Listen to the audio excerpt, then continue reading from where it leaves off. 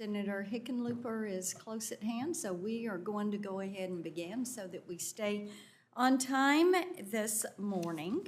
And I want to welcome each of you for being here today, and thank you. This is a hearing that we have wanted to get to, and it is an important hearing. I've heard about this issue quite a bit in Tennessee, whether it's Saturdays in Neyland Stadium, to nights at the Bridgestone Arena, watching the Predators, Tennesseans, and I think I can include all Americans in this, love their sports. They love cheering for their teams. Sports bring our families together. They unite people. They teach young people about teamwork, discipline, sacrifice, and fair play. And American sports are not just this nation's pastime. They're a global symbol of competition watched by hundreds of millions of people around the globe. When Americans watch their favorite sports team, they don't want to worry about the game being rigged. They don't want to worry that their favorite player missed a free throw to make an extra buck on the side. Unfortunately, though, there have recently been some high-profile examples of match fixing at the NBA and MLB. What this does is to challenge Americans' trust in the integrity of sports. And this has all been inflamed by the rapid explosion of legal sports betting across our entire country. What was once limited to a handful of locations is now available in almost every single corner of the country. It is carried with you night and day. It is right there on your mobile device. Americans can now place bets instantly during games, on individual plays, on college athletes, and it is all done with a single touch of the screen. And the introduction of sports event contracts on prediction markets has exposed more people to sports betting. While prediction markets represent financial innovation across many sectors, there are real concerns that they function much like traditional sports betting without the enforcement of state regulators and attorneys general. While sports betting is often a source of entertainment for responsible adults, it does have its risk. Like I mentioned, we have seen scandals involving professional athletes, referees, and suspicious betting activity.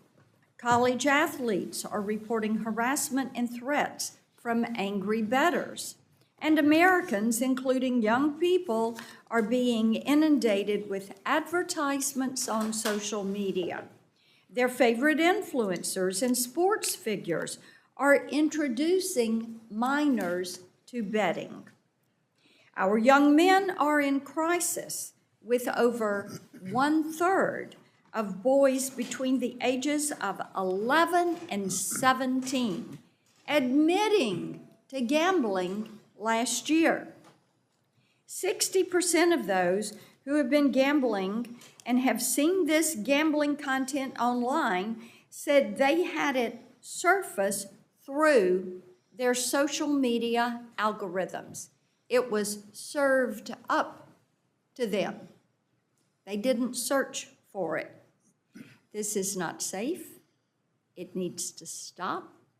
And advertising to minors is disgusting. As we look to protecting the integrity of American sports and protecting the most vulnerable, like our young people and those with addiction risk, it will take all of us working in good faith, from state regulators like Ms. Thomas, who is with us today, the integrity monitors, and the prediction markets and online sports books. So we're going to dive into this hearing today. It is one that we have worked to assemble. We're very grateful to our witnesses for joining us as we begin to build our book of work around this topic. And at this time, I turn to the ranking member for his opening statement. Thank you, Madam Chair. It's been a pleasure working with you on this issue and others, and looking at the, as you describe it, the inappropriate regulated betting markets specifically, and particularly the recent explosion of prediction markets posed every day. I come at this from a different point of view, but I share your frustration. I don't talk about this all the time, but my father got sick when I was 5 years old and died when I was 8. I was my mother's second husband who passed away, so I was the youngest of 4 kids, and I didn't do very well in those early years. And I was vulnerable in elementary school, but especially in middle school and high school, where I had real challenges and I wasn't equipped to handle them. I wasn't ready. If I'd been faced with this landscape, I was impulsive. I kind of was attracted, like many people, to gambling and to chance. I believe there was a beam of light coming down from heaven that was touching me. We got to get this right. 24/7 access to online sports betting has increased these risks to consumers in a manner that I think far outweighs the traditional brick and mortar gambling facilities. This is especially true in the prediction markets. Sports betting makes up 40% of the trades on parlay market and a staggering 90% on call sheet. Online sports books like FanDuel and DraftKings have started their own prediction markets to in some way bypass or negotiate state laws.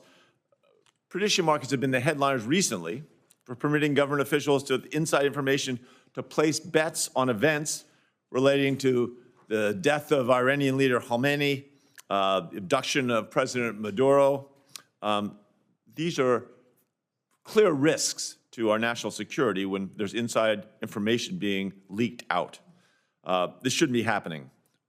We've introduced the Bets Off Act to ban wagering on government actions, on war, terrorism, and assassinations by people with inside information. Similar inside trading issues exist in sports betting prediction markets.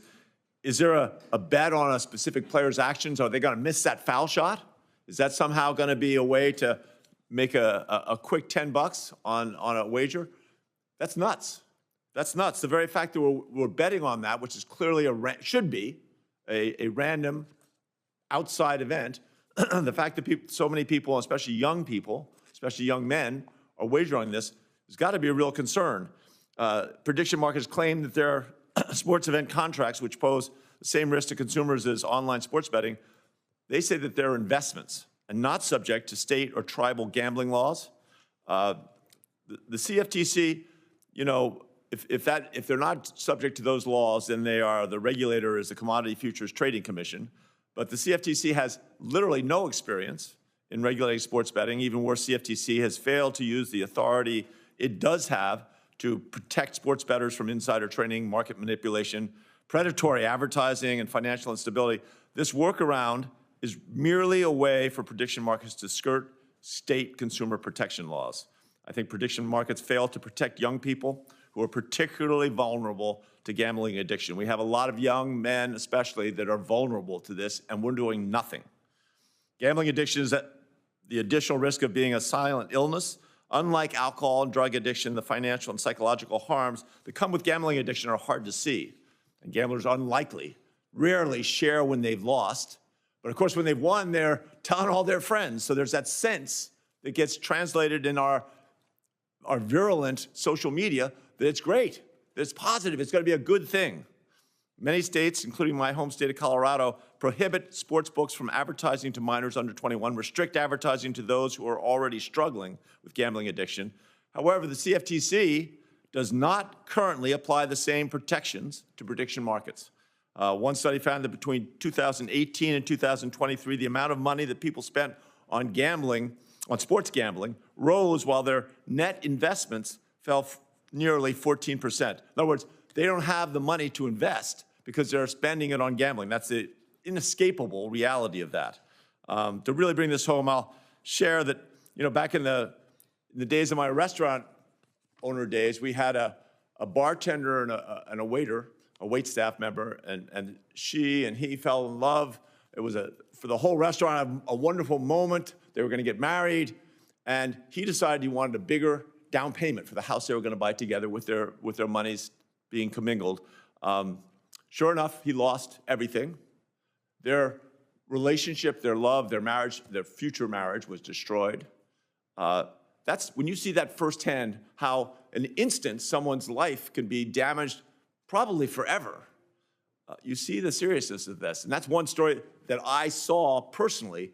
This has been happening by the thousands, the hundreds of thousands. I mean, I'm not saying, and I'm a supporter, it's a victimless crime. I'm not sure I was not in favor of sending people to prison for gambling.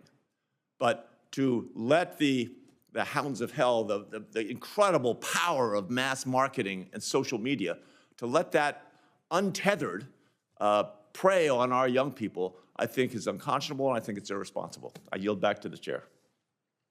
I thank the ranking member. I know that Chairman Cruz and Ranking Member Cantwell had wanted to make statements today, and we will insert them when they're able to get here. I do have 2 letters to submit for the record, and will ask to do so. Senator Cortez Masto had a statement she wanted to make for the record, and then the SEC, that is in Southeast Conference, the best conference, by the way, go Vols. They have a letter they wanted to submit for the record. Okay, our witnesses today. Our first witness is Mr. Bill Miller, President and Chief Executive Officer of the American Gaming Association. He's led the AGA for 7 years, and over that time, the organization has experienced expansive growth of sports gambling in the U.S. Our second witness is Meredith Thomas, who serves as the Executive Director of the Tennessee Sports Wagering Council. She is an experienced gaming regulator and lawyer who works closely with other state regulators to strengthen consumer protections on legal gambling. She is also a native Nashvilleian, and I have known her since she was 3 years old. She is really a great regulator. Our third witness is Mr. Scott Sadine. He is the co-founder and chief executive officer at Integrity Compliance 360. With a background in financial market compliance, he created one of the leading sports integrity monitoring firms in the United States, and I thank you for your time yesterday. Our fourth witness is my good friend, former Congressman Patrick McHenry, who I think was the best chief deputy whip that the House ever had, because I was one of those deputy whips. He is currently serving as the senior advisor for the Coalition for Prediction Markets. During his 20 years in the House of Representatives, Congressman McHenry served on the House Financial Services Committee for many years, including as chairman, and we welcome him back to Capitol Hill. Our final witness today, Dr. Harry Levant. Dr. Levant is an internationally certified gambling counselor and currently serves as Director of Gambling Policy at the Public Health Advocacy Institute. He is also a recovering gambling addict himself and advocates for policies he believes will help more addicts recover and avoid relapsing. I want to welcome each of you.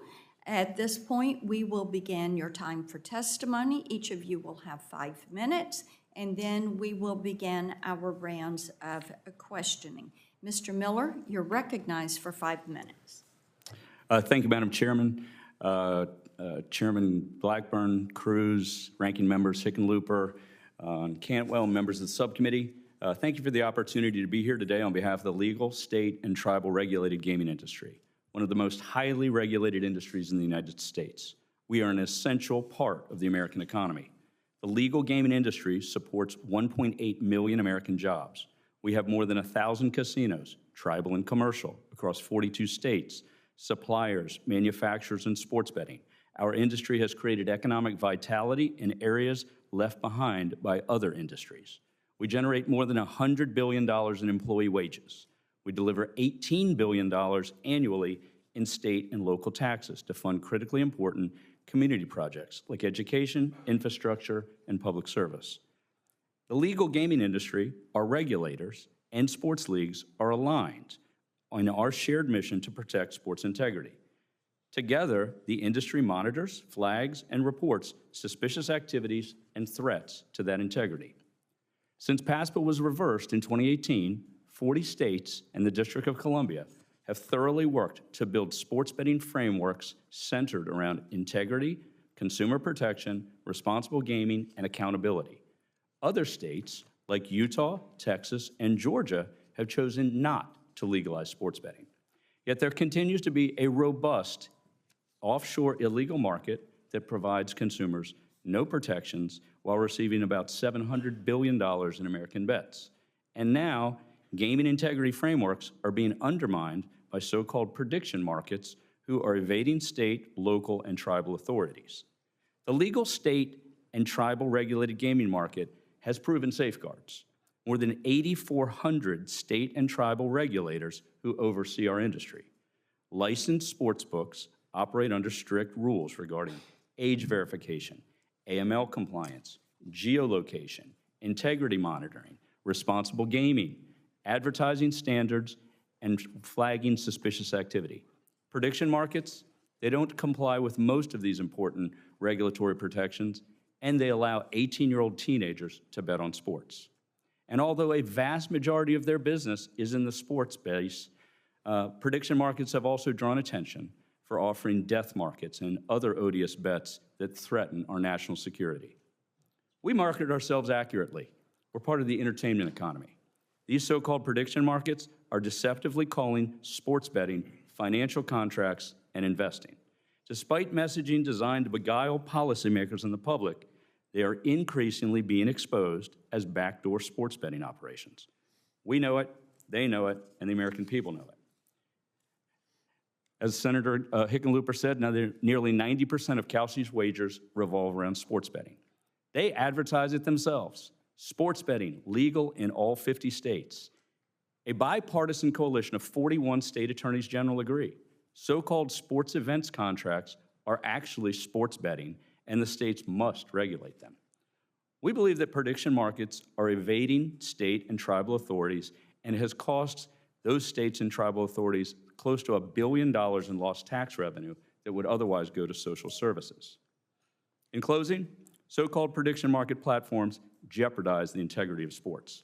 States, tribes, regulators, leagues, and operators are working together to improve consumer protections, to reinforce responsible gaming. Our process protects the integrity of sports. Why the prediction markets don't want to play by these rules? It's for them to explain. The CFTC was created to regulate markets critical to the functioning of the nation's economy, not to regulate Monday Night Football. In 2024, Kalsi stated this in federal court.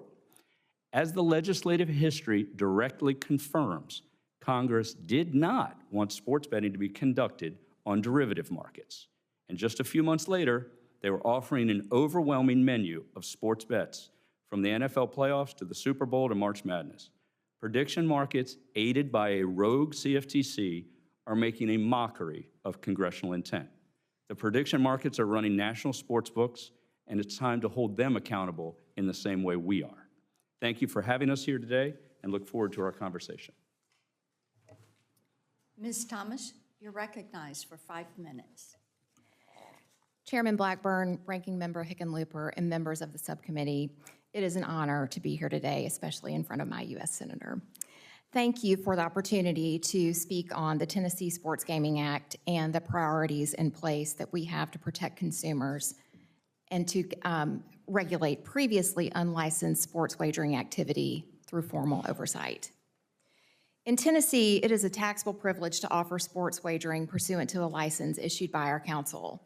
Since sports betting went live in 2020, Tennessee has collected close to $450 million in privilege taxes from licensed sports books, with 5% of that, or close to $23 million, dedicated to problem gambling prevention and treatment. Tennessee recognizes that gambling is risky and can become problematic for some players if the right procedures are not enforced. To that end, our law prohibits individuals under the age of 21 from wagering. It requires sportsbooks to make available and enforce exclusionary measures for those who do not wish to access gaming platforms or receive marketing materials. In support of this requirement, our state agency manages a statewide self-exclusion program to ensure communication of these exclusions across every licensed sportsbook in our state, no matter where the exclusion originated. Our law prohibits credit card deposits and the extension of credit, and requires sportsbooks to provide the ability for players to set limits on time and money deposited. After all, sports betting in Tennessee is viewed as a form of entertainment for adults, not a way for college kids to pay the rent. Importantly, our law respects the concerns of teams, schools, leagues, and players about particularly risky wagering markets by prohibiting individual college player prop bets, live team prop bets for any college sport, and any types of wagers on injuries or penalties. Our law also allows teams, leagues, and schools to prohibit other types of wagering markets that to ask the council to prohibit other types of wagering markets that may be contrary to the public interest or that could impact the integrity of a particular sport. Sportsbooks are required, and they do cooperate with investigations by our office, sports governing bodies, and law enforcement. And also, importantly, our agency is empowered under our law to investigate and fine unlicensed sportsbooks who choose to operate in our state unregulated. Our council has promulgated extensive rules to further support our statute's consumer protections, which we have strengthened over time as technology has advanced. Those include strong Know Your Customer regulations to identify players and prevent access by minors and other prohibited players. Secondary identity verification requirements to prevent identity theft and proxy betting. Multi-factor authentication requirements to prevent bad actors from taking over accounts. Robust geolocation checks at multiple points in time and access. And required account suspension and reporting related to minors and prohibited players. A sportsbook's internal controls, which we approve and regularly audit, must have procedures to immediately notify our office of unusual or suspicious wagering activity. And this reporting obligation goes far beyond money laundering or fraud. It includes anything that could indicate match fixing, event manipulation, or the misuse of inside information. In many ways, our sportsbooks do act as the first line of defense, but you cannot describe their reporting as self-certification. As state regulators, we proactively identify and work to correct gaps in sportsbook compliance with multiple checks during the term of their licensure. We review all material technological and operational changes, as well as all changes to house rules and terms and conditions prior to implementation. We require our sportsbooks to undergo annual third-party operational and security assessments that are reported directly to us for review. Sportsbooks are also required to perform their own internal audit and report findings and remedial measures to us. We audit compliance with financial requirements and player-facing technical components, as well as wagering catalogs to see whether impermissible markets are being offered. We review incident reports related to operational issues, which helps us not only ensure compliance, but helps keep us up to date on issues that we might hear from a player, because we also serve as the resource for the resolution of all player complaints in Tennessee. Although it may seem like there has been a growth of cases regarding athlete manipulation or information sharing, my experience has been that legal and regulated sports betting has greatly increased the volume of data available, which has led to a higher number of incidents being reported and addressed. Any criminal behavior can be difficult to completely prevent, but it can often be detected, investigated, and enforced with the right tools and collaboration. Thank you very much. Mr. Sadine, recognized. Thank you, Chairman Blackburn, Ranking Member Hickenlooper, and members of the subcommittee. Thank you for the opportunity to appear before you today. My name is Scott Sadin, and I'm the co-founder and co-CEO of Integrity Compliance 360, known as IC360. We are a regulatory technology and compliance services firm specializing in comprehensive integrity solutions for stakeholders across sports, sports betting, and prediction markets. We work closely with both collegiate and professional sports leagues, licensed sports betting operators, prediction market exchanges, state regulators, and law enforcement across the United States and abroad. In these few minutes, I want to highlight two core principles I believe about today's existing integrity monitoring ecosystem. First, the integrity infrastructure that protects American sport is not theoretical. Since the Supreme Court's 2018 decision in Murphy versus the NCAA, a robust framework has developed across leagues, operators, regulators, law enforcement, and integrity providers like us. That framework has identified, investigated, and resolved a meaningful number of integrity matters, from suspicious wagering patterns to the misuse of insider information to active match-fixing inquiries. The infrastructure exists and it has worked, but just like any vertical within a complex industry, the integrity ecosystem has room to improve and mature as the space around it develops and evolves. Second, the sports betting and prediction market ecosystems involve, as mentioned, a wide range of stakeholders. And I believe that no single participant can address its integrity challenges alone. The integrity of competition depends on the connective tissue between those participants, the quality of information sharing, the depth of collaboration, and the consistency of transparency. IC360's mission is direct: to assist the successful maturation of the regulated sports betting and event contracts ecosystems through products and services that help protect the integrity of sport. We work closely with many of the stakeholders I have just mentioned, and that breadth of our partner network is, in our view, a precondition for credible integrity work. We regularly see the specific and often unique integrity challenges that each group is facing. That cross-participant visibility allows us to identify patterns, risks, and emerging vulnerabilities. And one of our central responsibilities is to bring those insights back to relevant partners who may have been impacted by a circumstance, assist in investigating the issue, and then collaborate to mitigate any remaining areas of risk. In short, we endeavor every day to embody the very connective tissue necessary for cross-stakeholder integrity success. I'd like to highlight 3 lines of work that help us play that role. The first is integrity monitoring. Our system and team of dedicated resources conduct 24-hour-a-day surveillance of regulated markets for potentially suspicious activity. We maintain a vast distribution network that allows operators to expeditiously disseminate and respond to circumstances of potential risk. Integrity alerts often come either from us or directly from an operator themselves. This alerting structure affords stakeholders holistic and actionable insight quickly and efficiently. I'd also like to highlight an IC360 product called ProAbet.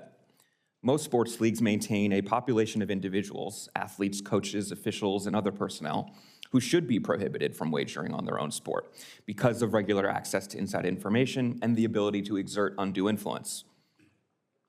ProAbet is the secure infrastructure through which those designations move from governing body to sportsbook operators and prediction markets, allowing participating platforms to automatically permission accounts before a prohibited transaction ever takes place. In our experience, this level of proactivity is incredibly consequential in preserving market and competition integrity. Lastly, I want to touch on the significance of education. The prohibited patron population I described in the context of ProAbet is also the population I believe most vulnerable to approach, pressure, and targeting by bad actors. Their awareness regarding the threats they may face, the rules that apply to them, and the reporting pathways available when something feels wrong are significant contributing factors in maintaining the integrity of sports. IC360 has delivered hundreds of presentations and has reached hundreds of thousands of athletes, coaches, and administrators, and we look forward to continuing that work in close partnership with sports leagues. I'd like to close by reiterating the importance of collaboration and the connective tissue between industry stakeholders. Integrity monitoring is only effective because operators report information, leagues share intelligence, and regulators share casework. ProAbet only works because governing bodies designate, operators screen, and the infrastructure between them is trusted. Education is only impactful because leagues and institutions invest the time and attention of the people closest to competition. The value we believe IC360 brings is helping to make the collaborative work of integrity possible at the scale and speed that the contemporary market requires. I appreciate the subcommittee's attention to these issues, and I welcome your questions and conversation. Thank you. Congressman McHenry. Thank you, Chairman Blackburn, Ranking Member Hickenlooper, and distinguished members of the committee. Thank you for the opportunity to testify. And thank you for the warm welcome on this side of the Capitol complex for a lowly former House member. I will say the chambers are much nicer over here. I appear before you on behalf of the Coalition for Prediction Markets, including U.S. regulated companies like Kalshi, Crypto.com, Robinhood, Coinbase, and Underdog. My experience as a former chair of the House Financial Services Committee is grounded in financial markets regulation, market structure, and market integrity, not in sports betting or traditional sports books. And that's the lens through which I will speak today. Throughout my time in Congress, I focused on policies that expanded participation in financial markets for average, everyday Americans, democratized access to financial tools historically reserved for large financial institutions, modernize our laws to foster innovation and facilitate capital formation, and strengthen confidence in market integrity. My work with the Coalition for Prediction Markets is a continuation of those same principles. The question before us is not whether innovation should exist, but whether emerging market-based products will operate inside a transparent, federally regulated, onshore framework with robust consumer protections and oversight.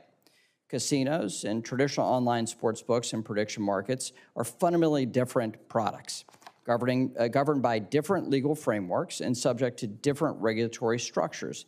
And conflating the two does little to advance our shared goal of protecting consumers. In a casino or sports book, the house sets the odds and profits when customers lose. In a prediction market exchange, participants trade with one another, while the platform earns transaction fees for facilitating the market. As a result, the incentives are fundamentally different. Prediction markets benefit from greater participation, liquidity, and more accurate information, not from consumers losing money. That distinction was recently reinforced by the Third Circuit Court of Appeals, which held that sports events contracts are governed by the Commodities Exchange Act and the Dodd-Frank Act. It's also important to recognize that sports event contracts are only one part of a much broader market as categories like entertainment and politics grow quickly in share. These products are a part of a broader trend toward democratizing access to financial and informational tools that were once limited to institutions and large market participants. Coalition members and coalition companies share the league's interest in protecting sports integrity and want to work collaboratively to address concerns, and where appropriate, share information and data that help protect the ecosystem. Customers must trust that suspicious activity will be identified and addressed appropriately. Unlike many sports books and unregulated operators, coalition members do not offer microbets that are particularly vulnerable to manipulation, such as wagers on the next pitch or the next play. Notably, the sports integrity scandals that have made headlines in recent days and recent years and recent days involving the NBA and MLB players using insider information and compromised game outcomes occurred on traditional online sports books, not on prediction markets exchanges. Coalition members are federally regulated and overseen by the CFTC and operate under extensive compliance obligations, including real-time surveillance, trade reporting requirements, Bank Secrecy Act compliance, know your customer and anti-money laundering controls, and comprehensive rulebooks reviewed by federal regulators.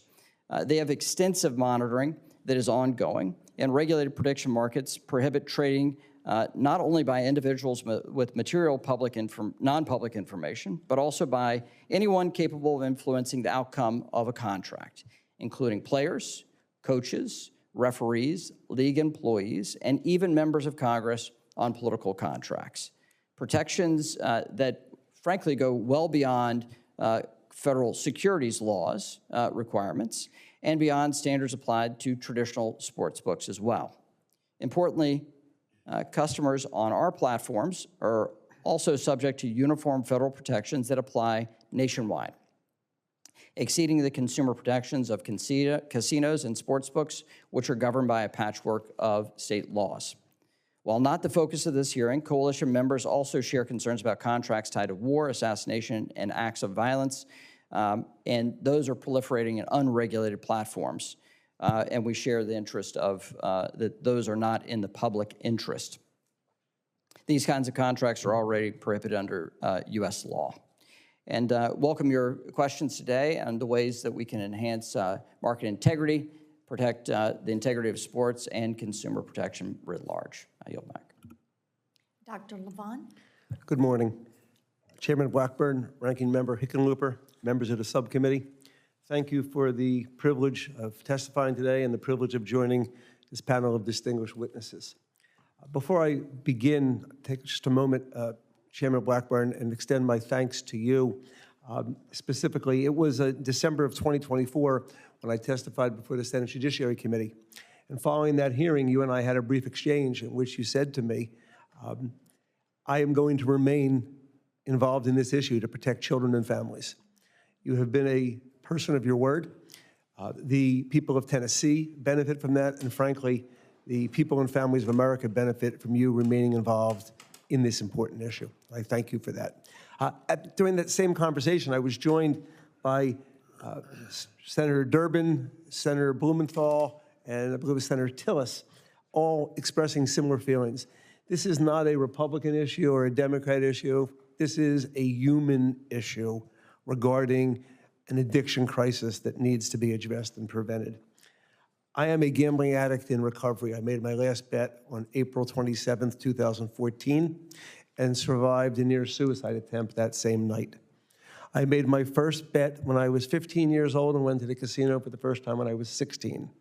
I never had a healthy relationship with gambling, but it would take 30 years till I fully understood that. It was in 2013 that my world was collapsing, much like Senator Hickenlooper described someone he knew, and I reached for my drug of choice, which was gambling, and I annihilated myself and everything in my wake. I went through all of my money, all money I could borrow, and eventually all money I could steal. And on February 13th, 2015, I stood in a courtroom in Philadelphia, Pennsylvania. Not unusual for me since I'd been a lawyer for almost 25 years, but on this day, I stood in that courtroom as a defendant. And I pled guilty to 13 financial felonies, all related to my gambling addiction. And during my sentencing hearing, I made a vow. And that vow was, if I could get well, and at that time it was a very big if, but if I could get well, I would dedicate whatever my future looked like to helping prevent being the operative word, other people, particularly young men, from suffering a similar fate. That led me, after 4 or 5 years of treatment, to LaSalle University in Philadelphia, where I earned a master's in professional clinical counseling, and upon graduating, began treating people suffering with gambling addiction. But I realized I wasn't doing anything on the prevention side. So I went back to school again, earned a doctorate in public policy, where my research is all about how to address prevention. And in the couple of minutes I have left, I want to address 3 issues and then look forward to a more robust conversation. Issue number 1, are prediction markets gambling? Most certainly, yes, when it comes to sports contracts. And there's 2 simple reasons why. First, meets the very basic definition of gambling, which is defined as betting or staking something of value with consciousness of risk and hope of gain on the outcome of a game, contest, or an uncertain event whose result may be determined by chance or accident. That's gambling. That's what prediction markets do. Next, to the end user, American public, there's absolutely no discernible difference. They're gambling.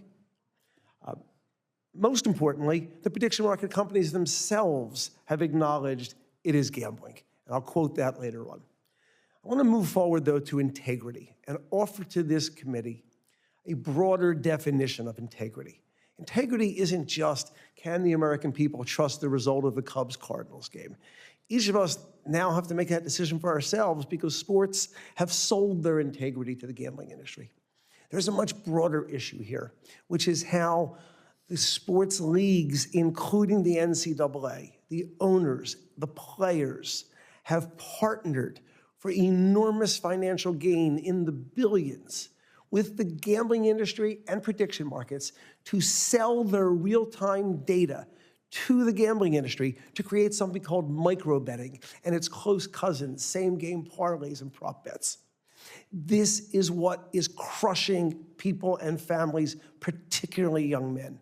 It is called micro betting, and I'm here today to talk to you about it because I'm also here to issue you a warning. If the Senate doesn't do something, if the Congress doesn't do something, our friends at the NFL have just in the last 3 months announced, in partnership with their partners, a company called Genius Sports, the launch of a brand new product called BetVision, which they describe, and I quote, as an immersive, intelligent, interactive tool to convert traditional fans into high-engagement, in-play bettors, which are significantly more profitable for Genius and for our sportsbook partners. They have their eyes on us and our children to convert into in-game micro-bettors. It is fundamentally dangerous. I look forward to speaking in more detail about it. Thank you. And thank you, and I don't think anyone would have made a bet that we would have had 5 witnesses who stuck to 5 minutes. I congratulate you all. You're recognized, Chairman Cruz. Well, I think that bet may have been on the prediction markets. Good morning. Americans love sports. Nearly 70% of Americans, that's about 232 million people, consider themselves sports fans. I am certainly one of them. I'm a sports fan for the same reason everyone else is. Sports showcase human talent and grit and drive. They put us on the edge of our seats as we wait and hope for the thrill of the next big play, the come-from-behind win. From high school football, which is a religion in the great state of Texas, to college basketball, to the professional leagues, sports unite us at a time when it seems everything else divides us. Today, many sports fans are also sports bettors.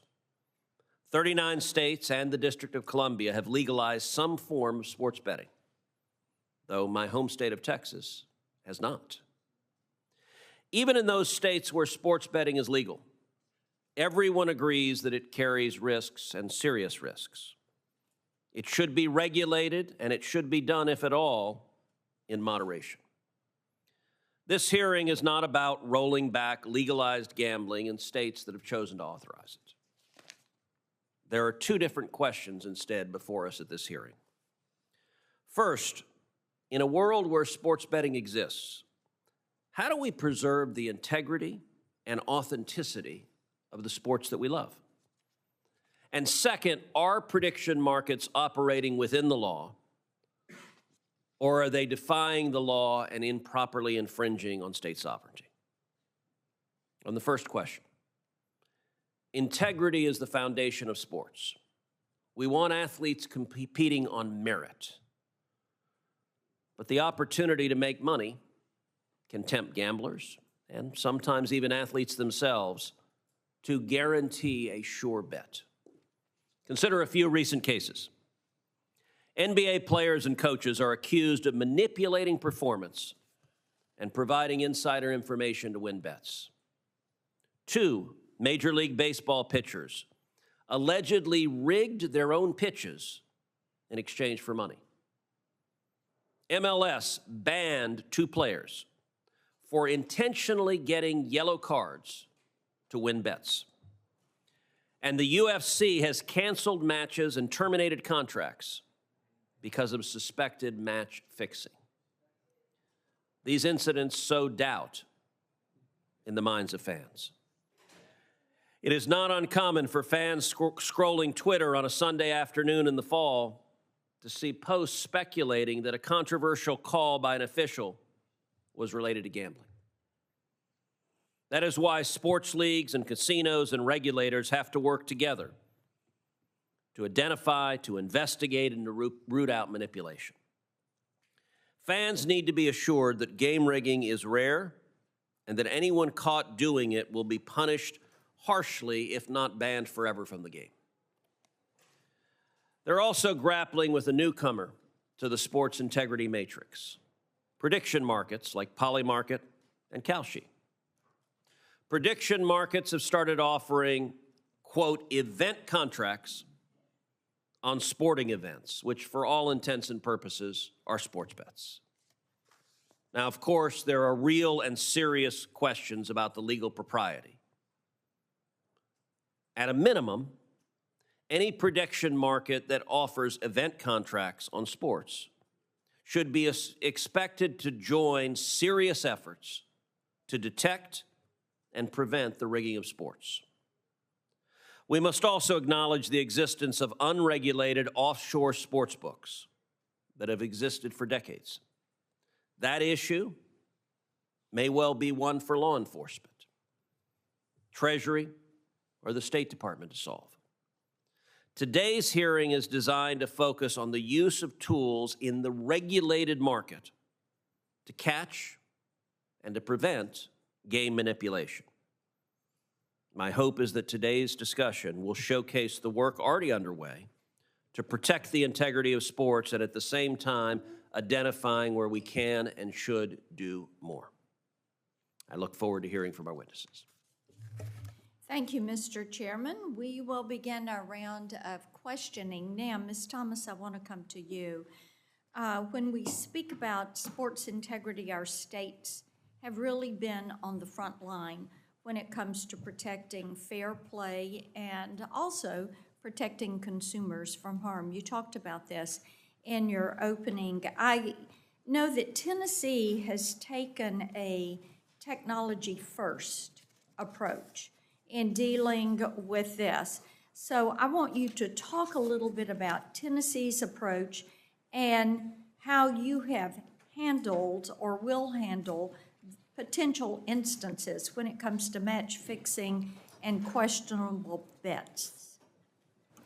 Thank you for the question. Yes, we are a technology-forward agency and recognize that we need to move at the speed of business and not always at the speed of government to keep up with our industry and mitigate all risks that we can.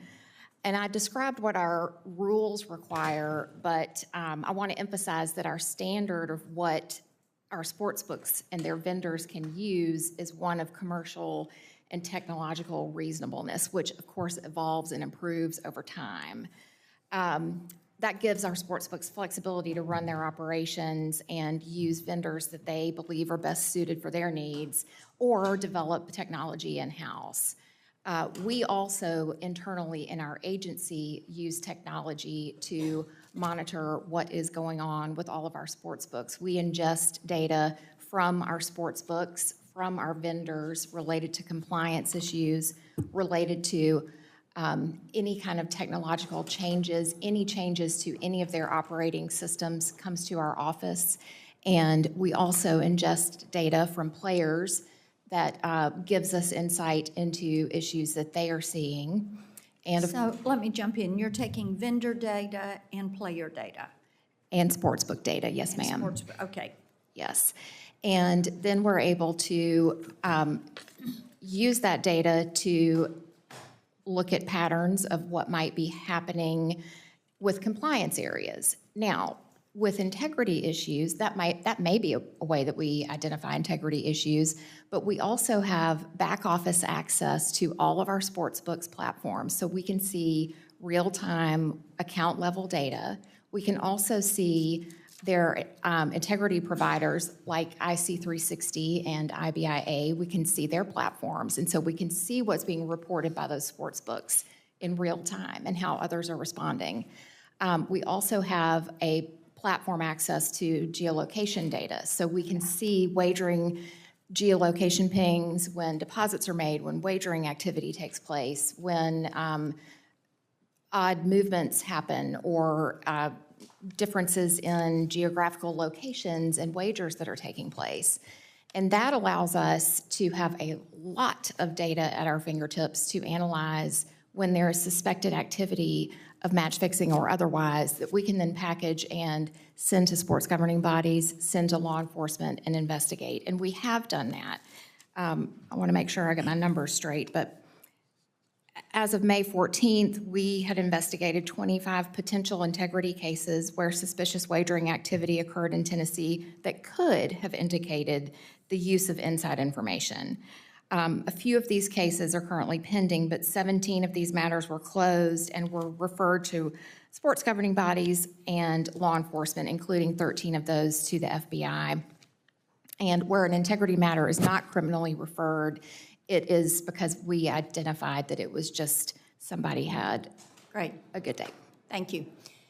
Mr. Miller, do your members advertise to youth? We do not. Do you advertise on social media platforms? We do have members that advertise on social media platforms, yes. And you consider that is not advertising to youth? I think that the algorithms that are built around the idea of They don't build their algorithms and they don't open them.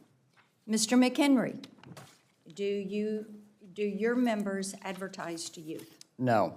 Do you advertise on social media platforms? Yes, and we welcome the additional tools. And as a parent, I laud your goals of protecting our kids online. We want enhanced tools so we why can are make you sure on that. those platforms? Pardon me? Why are they on those platforms? Because they're very popular. They're very popular. With kids? And with we've got a adults. problem The with average age 11-year-olds. The average age of the Let me ask participant you or participant this. prediction markets I is want to talk a 33. little bit about the prediction market approach to regulation and consumer protection. And let's go to a LinkedIn post that Kalshi CEO Mansour wrote about the company taking a regulatory first approach, his term, to accelerate growth. And I agree that innovators need light touch rules, and prediction markets are a great place for innovation. We realize that. I think that it is important that we take action to make certain these marketplaces are going to be safe. So talk for a moment about how your association is approaching consumer protections and what you are going to do to be certain that you're not on these platforms where children are the primary user of these platforms. Yes, and thank you. And thank you for your leadership on protecting our kids online. As a parent, I share your goals. I very much share your goals. Our coalition members adhere to best practices on advertising. There's a complete ban of anyone under 18 from touching these products. We understand there's a conversation about the age requirements for prediction markets. We welcome that conversation. But to be clear, these financial products, just like securities, are available to 18 and older. 97% of our users of the volume on prediction markets are over 21. The average age is 33. The goal is to get customers that will be repeat customers that are interested in participating, but not targeting kids. And every enhanced tool that we can take and our members companies can take to ensure that under 18 don't even see our advertising online is a very important mark that we take and undertake, but we lack fully the tools necessary to block that. Our member companies will take enhanced surveillance of those that they think may be using their parent or someone else's phone. We take extra effort to make sure that they don't have that access, and we follow the best tools that are available to make sure that we know if anyone has any touch points to the leagues or the folks that we view as insiders, and they're banned from using our products. Full ban, they can't even trade. And that is an undertaking that's very different than the rest of the ecosystem. Okay. Thank you for that. Dr. Levant, I can tell you want to respond to that, but as a courtesy to my colleagues, I'm going to come back to you for that response. Senator Hickenlooper, you're recognized. Thank you, Madam Chair. Thank all of you for coming. And Dr. Levant, I particularly think your life experience is relevant and real. Mr. McHenry, and thank you for your service. You bring a reputation from the House, but I think you need to be very careful of how you're using that. I think prediction markets, largely advertise themselves as financially life-changing tools for average people that can allow users to earn money through their prediction accuracy. Now, one example I can give you, Kalshi partnered with a young woman on TikTok who said, so this is a partnership, who said that she struggled to pay her rent. But by placing bets on Kalshi, she was able to win enough to cover her rent for 2 years.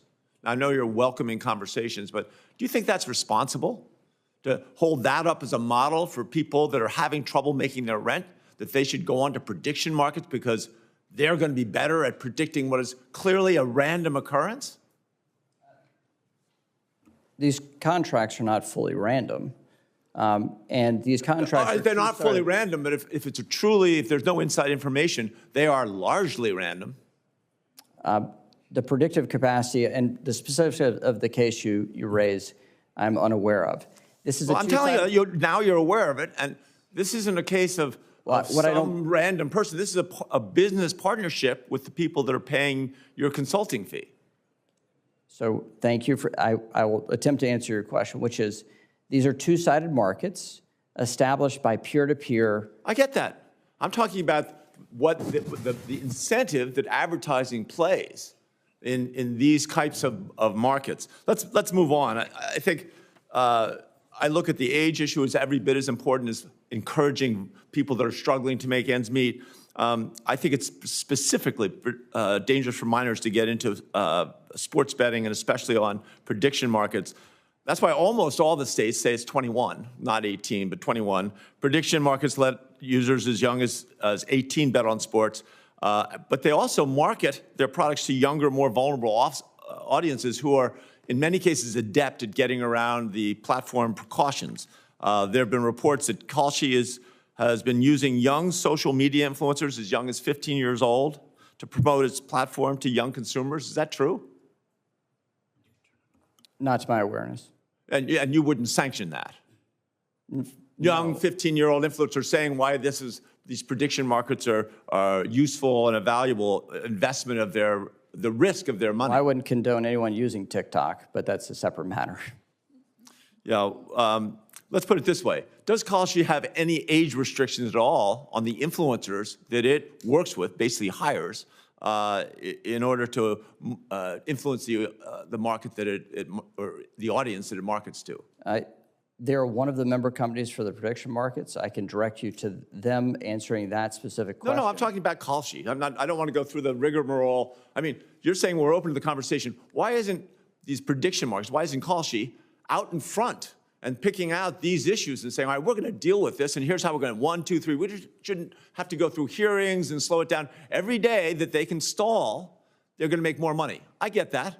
But that means all the more, if you want to be the responsible supporter, you need to help them get out in front of this. Well, they are, and our members are. These are onshore regulated by the CFTC, and they comply with federal law and the regulations, and they've complied with all the court cases. But the CFTC, we know, is inexperienced, doesn't have any real regulations around sports betting. Been doing and this look at minors. They're easily manipulable. I think the self-certification process is a good example. The CFTC allows prediction markets to launch new contracts just one business day after filing them without any CFTC review at all. No, the CFTC reviews those contracts. Not in one day, they don't. Yes, they do, as they do for the rest of the commodities marketplace. And furthermore, the CFTC has regulatory authority to remove contracts or unwind contracts off after the fact if they view that it was manipulated or there's fraudulent activity. The CFTC is a cop on the beat, has the capacity to oversee this market, just as they've done with the broader commodities marketplace that's been around and well-versed for decades. There is literally no one that I know. You're the first person who's told me you think that they think the CFTC is up to the standards. Well, let me go. Last, Mr. Miller. No, it's okay. It's okay. Mr. Miller, you stated that regulated gambling benefits from the revenues they collect on taxes from gaming. Colorado collected $45 million last year. It's in the billions over the last number of years if you look at all the states and the tribes. If prediction markets continue to operate as unlicensed sports books, paying no taxes, is it going to reduce the resources available in Colorado? We use that for water projects and all kinds of outdoor recreation opportunities. Are those resources available to states like Colorado going to be diminished? Well, thank you for the question. Of course, what we've seen is basically a tsunami that has been created by the prediction markets in a completely unregulated manner. There's not one single person on this dais or anybody that was around during 2010 when we did Dodd-Frank that believed that we were enabling and creating the Federal Department of Gambling. So yes, they are absolutely not competent to handle this, and two, they are absolutely hurting tribes and states financially. Thank you. I yield to the chair. Senator Curtis? Thank you. Mr. McHenry, I'm conflicted whether I call you chairman, congressman, speaker, but I will tell you it is a delight to see you again, and really enjoyed serving with you. If I'm honest, even a couple of months ago, I would not have been able to tell you what a prediction market was. And so could you help me just like in one sentence to the man and woman back in Utah, what is a prediction market, just like in one sentence? It is an open exchange. It is under a commodities regulation called a swap. You have folks that have a contract. Some say yes, some say no, and they determine it. The marketplace, the consumers, and the participants determine what is the ratio on the contract, the likelihood of something happening. And what's exactly happening when a purchase event contract is purchased? Just very, very like for the people on the ground who don't understand the technicalities of this, tell me exactly what's happening. The easiest thing for me to explain is in the political setting, right? In the political setting is John, Jane, or Joe going to win the election. And after the election, the contract is certified based off of information on whether or not that happened. And then people are paid out based off the ratio of that final contract. Okay, if I were hearing that back in Utah, I would say, I think something might happen. I'm going to put money down on it, and I have the chance of either making more money or losing money on that. Is that accurate? Yes, and it's an uncertain outcome, just like whether or not you're going to have a crop that comes in this fall or not, based off of weather and unpredictable events along the way. So if I'm talking to these folks back home in a town hall meeting, they're going to say to me, tell me how that is not gambling, right? It seems to meet every definition of gambling. Well, this has, I understand how that is viewed. When grain futures came to fruition over 100 years ago, it was viewed much the same. That this is an uncertain outcome on whether or not your crop will come in the fall, and you can hedge against it in the marketplace about an uncertain event that is driven largely by acts of God, Mother Nature, and yields, So crop yields. So can I interrupt you only because of time? I know what you're saying is important, but as you know, we have very limited time.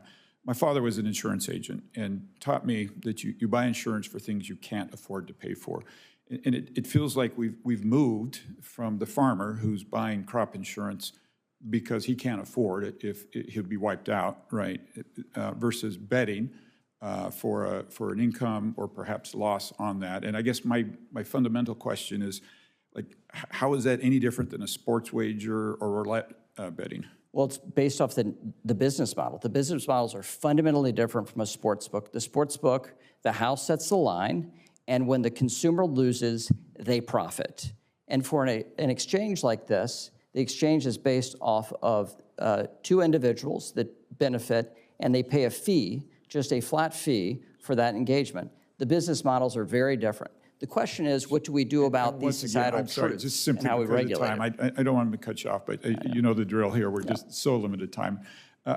Dr. Levant, you have not had much chance to weigh in. I'd love you to weigh in on the speaker's thoughts. Excuse me, it's difficult to know where to start, but let me take the most recent comment.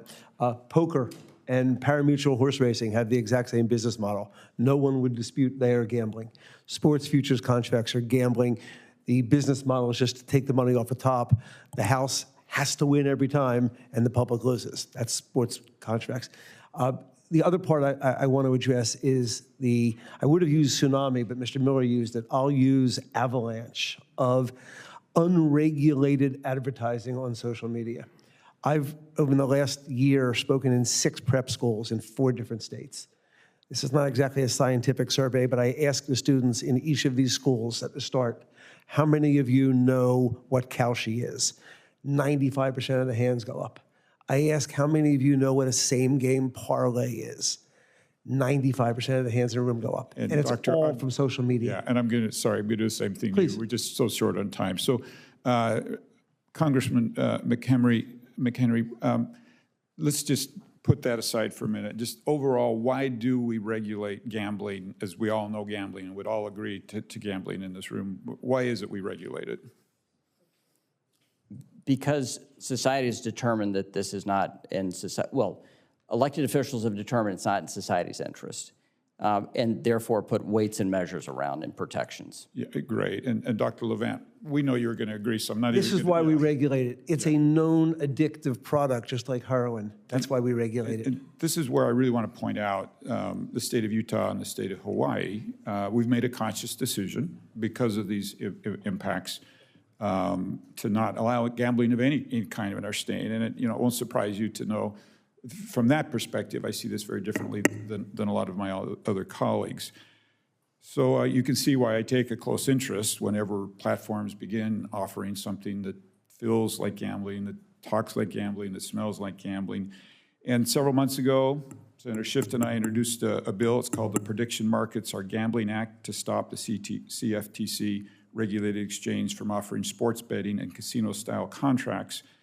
And quite frankly, for me, it's about preserving the state's rights and protecting our state's ability to do that. Wish I had more time. Just a real quick question for Mr. Miller. I'd like to build on that. Sure. I think this is a similar question you have. States and tribes have spent decades establishing their own approaches to gaming. Some allow it under strict regulation. Others, like Utah, choose not to allow it at all. These decisions reflect local values, consumer protections, and in many cases, significant economic interest. So help me understand this. If products that closely resemble sports betting can be offered nationwide under a federal regulatory framework, what does that mean for the ability of states and tribes to actually enforce the choices they've made? And if I can intervene, the gentleman Please. is a minute and a half over. If you'll have that submitted. Very for the good. Thank record. you. Very, very appropriate. Thank you, Thank Madam you. Chair. Yeah. Senator Baldwin. Thank you. I'll go along those same lines, Senator Curtis. The Commodity Futures Trading Commission prohibits registered entities from listing trades, agreements, contracts, transactions, or swaps that relate to gaming. The rule exists to protect consumers from fraud and preserve the integrity of sports competitions. I understand that the Trump administration, under the Trump administration, the Commission does not intend to regulate or review prediction market platforms that offer sports betting. Yet, Wisconsin tribes offering these exact same services operate under multiple state and federal regulations. Mr. Miller, can you walk us through the types of review and regulation that tribal gaming operations offering sports betting must go through in Wisconsin?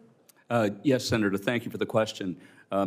Tribal nations are recognized by IGRA and are governed under that federal statute. But importantly, the tribes negotiate with the state government as a sovereign equal. They work to gain exclusivity. They work on terms. They work on ensuring that they abide by all of the protocols that are important from a regulatory perspective, and that is why that when prediction markets have come into Wisconsin recently, the Attorney General there has acted. And we applaud that, and we applaud the other 40 Attorney Generals that have also done that. It's unfortunate that the CFTC has chosen to sue the state of Wisconsin because of that, and really harm tribal sovereignty and the state's right to determine what sort of gambling exists in that state of Wisconsin. Yeah, and Mr. Miller, how does this regulatory framework compare to prediction market platforms offering essentially identical services? Well, as I made in my opening statement, we're one of the most highly regulated industries in the country. From everything from internal controls, licensing, auditing, and being actively overseen by the state and tribal governments. It stands in quite contrast with the prediction markets that are now entering into really every state, including those that Senator Curtis mentioned in the state of Utah and Hawaii that have chosen not to have gaming, either tribal or commercial. Yeah. Mr. McHenry, are your members willing to undergo review and regulation by state and federal regulators that is comparable to what Mr. Miller just described for tribal gaming operations? There are fundamentally different products and fundamentally different business models. And what our member... The answer would be no? Well, if I would finish, they're willing and do submit themselves to state reviews just like everybody else regulated by the CFTC and just like every other federal financial product. And so that is similar for everything from grain futures to an event contract on who's going to win the next governor's race. And so everything in between is regulated the same. And taxes are paid at both the federal and state level as a result of those contracts as well. So the answer is no? Well, they're federally regulated. So if you wish, in our system, our federalism system, and according to the Third Circuit ruling, that these are CFTC-regulated products under the Commodities Exchange Act. But your and members would Dodd-Frank. not be willing to undergo the type of review and regulation by state and federal What I would submit regulators is that is that they- comparable to tribal. What I would say is our member companies have enhanced surveillance greater than any casino and greater than any sports book in the country. We do more market surveillance. We ban users on a proactive basis rather than a reactive basis. And we have a different business model that says no matter what happens with a contract, there's a small fee to the exchange. And the sports book is incentivized, as opposed to a sports book that is incentivized, they profit off of losers, not off of winners. Mr. Miller, any retort? Sure. You know, at the end of the day, there's a lot of conversations about what it is these entities are doing. At the end of the day, they're running sports books at a national level without any of the regulatory constraints and frameworks that have been created either in Tennessee or in any of the other states that have chosen to legalize sports betting or any other gaming. Thank you. Senator Schatz? Thank you, Chair. Thank you, all of you, for being here. Mr. Sadin, in your work as an integrity monitor, are there some categories of bets more likely to threaten the integrity of the sport than others? Yeah, I certainly would categorize a couple of different types of markets as more vulnerable or more susceptible to manipulation. What are they? I would say, generally speaking, player props, micro betting, in-game markets, circumstances in which an individual or singular person may have more impact than a group. That would Okay, and the micro prop thing is insidious in the particular way that it can be manipulated a little more easily by a player or by anyone else, or a sort of a injury proposition bet or anything like that. And then the sort of the bigger you get, the harder it is to fix. Not impossible, of course, but even a player prop, say Terry Rozier gets 6 rebounds this evening, is a little harder to game than Terry Rozier shoots the ball or doesn't, right? And so the more micro you get, the more insidious it is from an integrity standpoint, but also to Dr. Levant's point, it also sort of taps into the addictive, manic, algorithmically driven problem that we're dealing with. Is that fair to say? Yeah, I think that's fair to say. It's nuanced, and there's certainly a continuum, but generally speaking, that's accurate. I would say, just to be clear, that I still would be a strong proponent of wrapping regulation around those types of markets as opposed to pushing that activity offshore. Yeah. Okay, so let's go to the offshore question. Mr. Miller, could you speak to the problem of illegal offshore sports books and how they impact the integrity of sports in the United States? I know the answer to this question, which is basically they don't work with people like you, but go ahead. Well, thank you for the question, Senator. You know, it has been a challenge. I've been in this job now 7.5 years. I think I've sent letters to every director of the FBI and the head of the Department of Justice asking this to be prioritized because it's very important. It's very easy for people of age and people underage to access the offshore illegal marketplace. And so there is obviously important role for law enforcement at the federal level, State Department, others that have the ability to actually put the pressure on some of these countries that house and facilitate illegal sports betting operations. And for us here, you know, it's $700 billion of money that goes out of the pocket of Americans into offshore online illegal betting operations without any of the consumer protections of the legal market. Yeah, we think we legislatively have a pathway here. And it doesn't solve every problem, and it certainly doesn't solve every problem as it relates to the challenges that individuals and society is facing with gambling.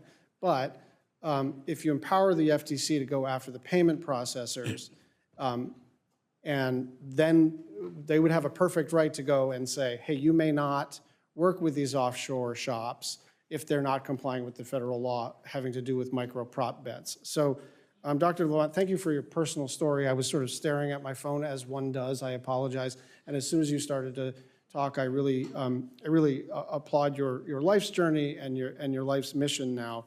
Thank you, Senator.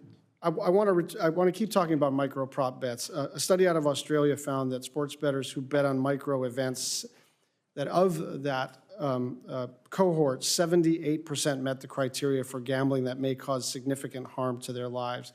Tell me about why micro prop bets are different. Senator, they are a fundamentally different, inherently dangerous, and frankly defectively designed gambling product. The human brain is not built to absorb an addictive product every 10 seconds or less. The bigger problem is the business model. In order for micro betting to work, it involves the leagues selling their data for billions of dollars. It involves technology and AI companies, sports books, and now prediction markets. They all want a piece of the pie. The only way to keep that pie going is to get the American public to gamble more often, more quickly, on more highly profitable, i.e. addictive products. That's the quote I just read to you from Genius Sports. That's the business model. And this is where Congress has to come in. This is not what the American public wanted when the Murphy case was decided. We loved our sports. Sports have become the equivalent of a nonstop slot machine because of these data deals. And the only way to protect the public is at the federal level with minimum federal safety standards. Thank you, Dr. Levant. And we'll be talking to Republicans and Democrats on this committee and their staff about our legislative proposals. And again, it's not going to solve every problem, but I think this particular problem is especially acute and needs to be dealt with immediately. Senator Cruz. Thank you, Madam Chair. Prop bets are at the center of recent game rigging allegations. For instance, bettors wagered that Terry Rozier would underperform during an NBA game when Rozier took himself out of the game early, allegedly to help the bettors cash in. Other gamblers wagered that 2 Cleveland Indian pitchers would throw balls instead of strikes after the pitchers allegedly tipped off gamblers. Similar incidents have occurred in other professional leagues. Mr. Miller, 2 questions. First, are there certain prop bets that sportsbooks should not offer because of the integrity risks they pose? Senator, thank you for the question. I would answer that question by saying that, one, the regulated markets in each of the individual states have made determinations with regard to prop bets. I think you have seen a movement to limit and or eliminate prop bets in the states, and believe that in those states, they are the best determined to make those determinations around which props should or should not be allowed. So, second question. Yep. Do you agree that if a league comes to a sports book and says a bet creates an integrity risk, the sports book should not offer the bet? I do agree with that. Congressman McHenry, in a recent advisory, the CFTC suggested prediction markets should consider the input of a sports league before offering event contracts on its events. If a sports league tells a prediction market not to offer certain event contracts, such as those that resemble prop bets, should the prediction market honor that request? Yes, and they have. Over the past 5 years, several athletes have been caught manipulating their performance or giving insider information to sports gamblers. Independent integrity monitors often play a leading role in detecting this activity.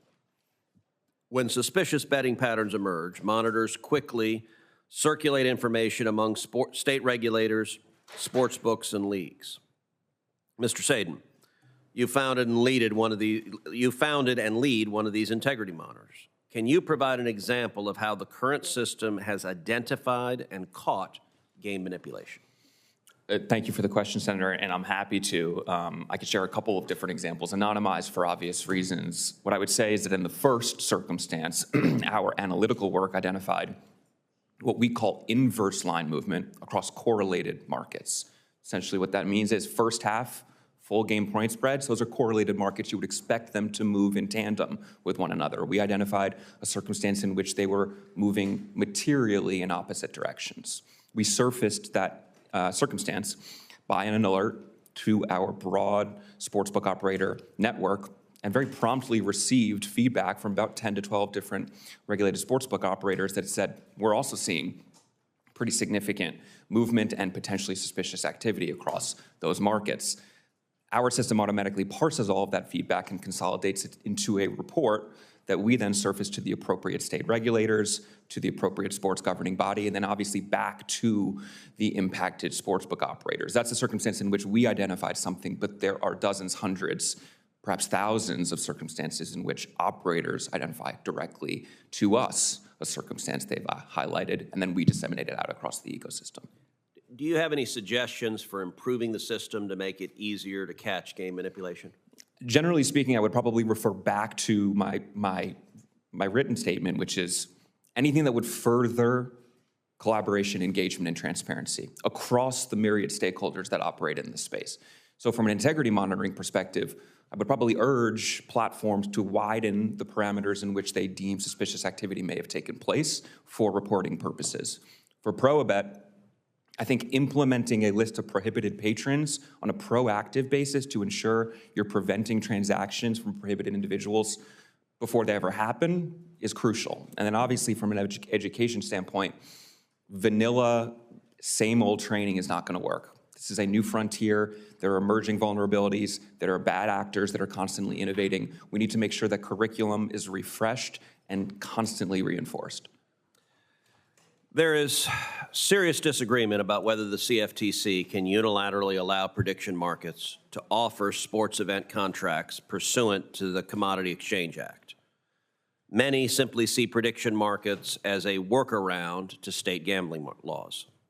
The courts are split. Ultimately, unless Congress act, the Supreme Court may have to decide the issue.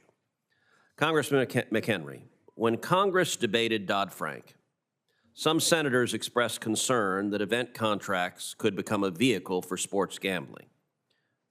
Isn't that, in fact, what has come to pass? The CFTC argues that sports event contracts fit the Commodity Exchange Act's definition of a swap because sports outcomes have economic consequences. But what is the economic consequence of, say, whether a pitcher will throw a ball or a strike? Well, like getting a playoff game has a material impact on the economy around that stadium and that town. So you can see economic impact on whether or not you get a playoff game in your town, or the T-shirt manufacturer on the Super Bowl outcome. So there is economic connectivity for that. But the debate around Dodd-Frank, in my experience in Dodd-Frank over on the lowly house side, we did not have any substantial discussion about the nature of swaps in my committee, but in the Ag Committee, both here in the Senate and in the House, there was a wide new definition for swaps, and that authority was given to the CFTC, and then the chair of the CFTC, Gary Gensler, wrote rules that encompassed a wide array and definitions of swaps. So what about an answer to the specific question about what is the economic consequence of whether a pitcher throws a ball or a strike? It is up to the consumers to decide that under swaps, under a swaps definition. And it will be for the courts and the Congress to decide whether or not they like that. Under the Commodities Exchange Act, onion futures are banned. I don't think we have a serious debate about onions, but at the time they did. So we welcome Congress's input here and the rulemaking of the CFTC on these definitions. Okay. Ranking Member Cantwell. Thank you, Mr. Chairman, and thank you to Senator Blackburn and Hickenlooper for doing this subcommittee. And I think that last conversation is illuminating, and I'd like to follow up on it. But I'd like to remind everybody, we had a financial collapse of our economy because we didn't do the job of regulating derivatives. And I remember somebody on the Senate floor actually saying, we can't regulate them, we don't know what they are. That's exactly when, and it had a conservative journalist who basically said the lack of clarity is fraud. If you can't understand it, then yes, there is something behind the situation. So to this, I definitely want to say that fans must have confidence that games are being played fairly and honestly, so I agree with the chairman on that. That's what makes competition great, and that is why Senator Cruz and I are conducting bipartisan inquiry into how the leagues, the sports books, and the stakeholders are protecting the integrity of sports and teams. But I believe that this integrity crisis goes beyond how we monitor players and betting activities. We must also ask, why would a professional athlete making millions of dollars risk losing everything to place a bet? In many cases, it's the same answer. Online betting platforms can be highly addictive. So I'm glad our witness, Dr. Levant, is talking about that today, whether you're a star athlete or a struggling college student, and once they're hooked, they're designed to keep them coming back for more. So the conversation that we just had, Mr. Miller, I'm just trying to understand, because our former colleague here, Congressman McHenry, talked a little bit about the history, but in 2010, Congress amended the Commodity Exchange Act in the wake of that financial crisis I just said. And under Section 5, Congress authorized the CFTC to prohibit prediction markets from offering contracts that involved gaming and gaming activities. And in 2011, they issued Rule 40.11, which banned prediction markets from offering contracts involving gaming activities. In doing so, they stated the rule was consistent with our congressional intent, and the CFT prohibited sports betting contracts for more than 15 years under this rule. But all of a sudden, starting in 2025, prediction markets began offering sports gambling contracts. So my state wants to know why the Indian gaming associations, who basically have lived by the rules in their state and lived by the rules of a regulated entity, are now all of a sudden competing with somebody that is not a regulated entity that's basically offering the same product. So in 2025, the Indian gaming industry generated more than 680,000 jobs for rural Americans, and it has served as an economic livelihood. If the prediction markets are allowed to keep operating unchecked, does this pose an existential threat to both tribal sovereignty and to Indian country? And what can Congress do to better protect Indian gaming? Well, thank you, Ranking Member. Clearly, we share the same view. As someone who was around during Dodd-Frank and recognizing that this was a response to a financial crisis that was created by lax regulation or, in fact, no regulation, it's really hard to believe that anybody could pull from that the idea that we could create a national sports book run through the CFTC. It's hard to even imagine that anybody could make the argument, but here's where we're here today. In fact, there were federal statutes on the books when Dodd-Frank was amended and created. IGRA, which established the framework for Indian gaming, PASPA, which actually was struck down in 2018, and the Wire Act, all federal statutes that should have been at least looked at and modified if the CEA was going to be amended to create the Federal Department of Gambling.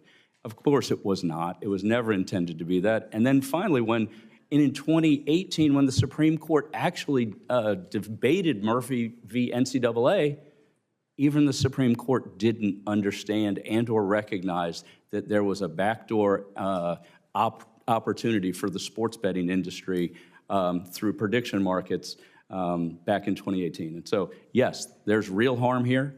Chairman Bean, who is one of your constituents who runs the Indian Gaming Association, he and I are very aligned on this. Indian country is scared. They believe that, gaming has been a transformational economic opportunity for some of the people that have been treated worse than almost anybody else in this country's history. And gaming has created economic vitality and an opportunity for them. And that opportunity is very much at risk because of prediction markets. Well, I just looked it up because I wanted to make sure I didn't get that quote quite right before. It was P.J. O'Rourke, and he said, complexity is fraud. His point was, complexity, if it's so complex and you can't understand it, then complexity is the fraud. So that's where we are today. No one can answer the question why we have two competing businesses here. Well, we have Indian Gaming that is offers sports betting, and then another entity that's offering sports betting, but it's not regulated in the same way. So I think we got to get answers to that. Mr. Levant, I know you've probably been asked this by our colleagues already, but what do we do about this larger issue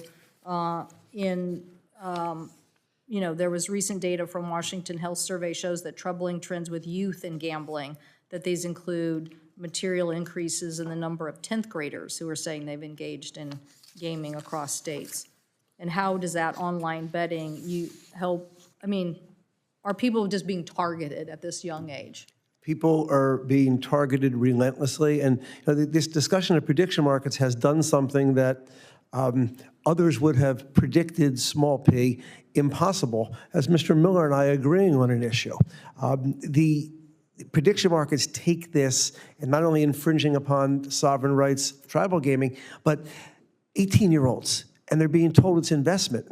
I've had 6 clients in my recovery group who have relapsed because they were told this is an investment. I'm not gambling, I'm making an investment. It's just so fundamentally wrong.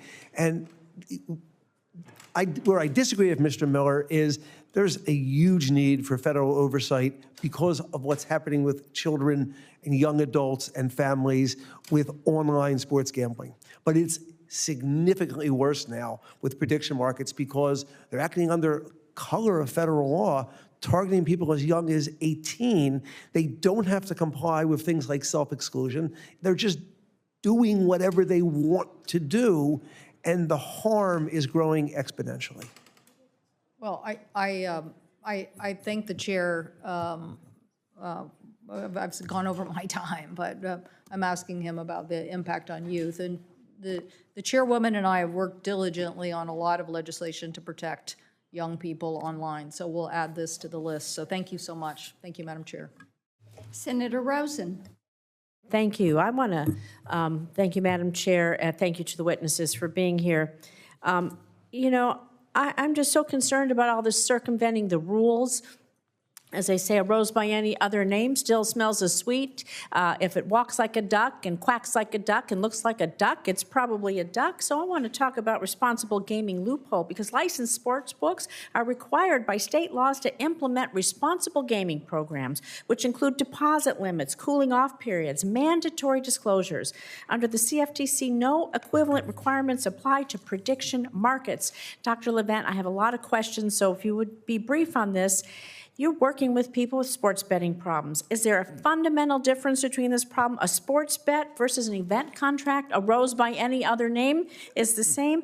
And what is the risk by allowing prediction markets to circumvent meaningful, mandatory consumer protections? They're just trying to get around the rules. There's no discernible difference. In fact, people are using it as another form of gambling, and you're absolutely right, Senator. It circumvents all the rules, including rules designed to keep people safe at the state level. Completely disregards them. Thank you. I appreciate that. And I want to talk again about circumventing the rules because most of the country has only had legalized sports betting less than 10 years. While most of the country only legalized sports betting less than 10 years ago, Nevada has a long and, of course, storied history with regulated sports betting, legalizing it nearly 100 years ago. Nevada was a pioneer, and now some of the strongest and most comprehensive state rules to promote safe and legal sports betting occur in my state of Nevada.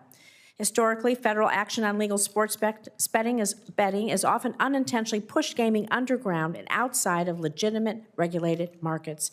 Therefore, any federal action must recognize the strong pre-existing state and tribal gaming regulatory regimes that ensure all sports betting, no matter what you call it, what it's branded as, and it's covered under current state and tribal law. So, Ms. Thomas, the next few questions are for you. And I'm going to ask you to answer, and then I have 3 questions, so we'll try to be as brief, I guess, as we can. What does full compliance with sports betting laws today look like in practice? And more specifically, what guardrails and compliance measures from licensing, background checks, to ongoing geolocation requirements, age verification for apps are part of your state's regulatory regime? Yes, thank you. So first of all, you have to be over 21 to wager, 21 or over. You have to have, sportsbooks must make available and enforce exclusionary measures for those who choose to gamble. And our office oversees a statewide exclusion list to make sure that information is communicated. Credit card deposits are prohibited. Extension of credit is prohibited. It is, we review all markets before they're offered, and leagues and teams can request that those are not allowed if they're risky. Really comprehensive. Yes. Really comprehensive. So just a simple yes or no. Do you believe prediction markets prediction markets are not currently required to comply with any of the safeguards you described? Would that be correct for the most part? That is correct. Okay, I'm going to ask a similar question going forward. So what is required of legal sports betting companies to comply with anti-money laundering rules, responsible gaming safeguards, cybersecurity, and integrity monitoring? It's extensive. All of those things are required, both federal reporting by the sports books for anti-money laundering and state reporting for anti-money laundering and unusual and suspicious activity separately. So you're watching this to prevent criminal activity and other cyber incidents. So yes or no again, please, Ms. Thomas. Prediction markets are not currently required to comply with any of these safeguards as we just described: anti-money laundering, responsible gaming safeguards, cybersecurity, and integrity monitoring. No, not to my knowledge. Not to your knowledge, thank you. I'm going to ask a similar question again. How do operators today coordinate with state and tribal gaming regulators? Our sports leagues, you've touched on this, law enforcement and integrity monitoring firms to identify suspicious activity and protect consumers. We are in constant contact with all stakeholders, leagues, integrity monitors, our partners in other states, including Nevada. We are very close with all of our partners, and we have to be in constant communication so we can share important information. So you're very diligent in this. And so yes or no again, Ms. Thomas, prediction markets are not currently required to comply with any of these safeguards. Would that be correct to the best of your knowledge? No, yes, correct, not to the best of my knowledge. Thank you. Mr. Miller, we talked a little bit, you talked about, as Senator Cantwell touched on, gaps in compliance, particularly in our tribal communities, but both for state and tribal. You know, when products that are functioning identical to legal sports betting, they're allowed to operate completely outside of state and tribal laws and regulations. What protections, oversight mechanisms, and accountability structures do you believe they're able to circumvent? And would you say this is a fair and level playing field? Well, I think that, Senator, thank you for the question. I certainly don't believe it's a fair and level playing field. We believe that getting a gaming license, whether it be in Nevada or in any other state, is a privilege. It requires significant due diligence for suitability of that licensure, the regulations around the licensee and what they apply for, and then how they behave as a licensee.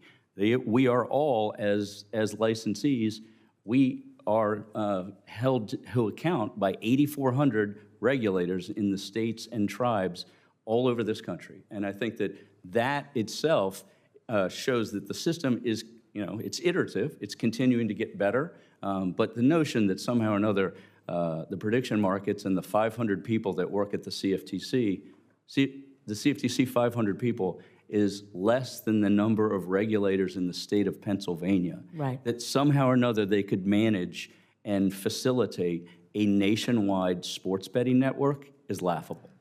So you would agree that this is, you just ask for a fair and level playing field. That's correct. Thank you. I'm going to ask you a little bit, Mr. Miller, about ongoing litigation. Oh, my time is up. Are you waiting for Senator Lujan? Do you want me to keep going? I knew he was coming, so thank you.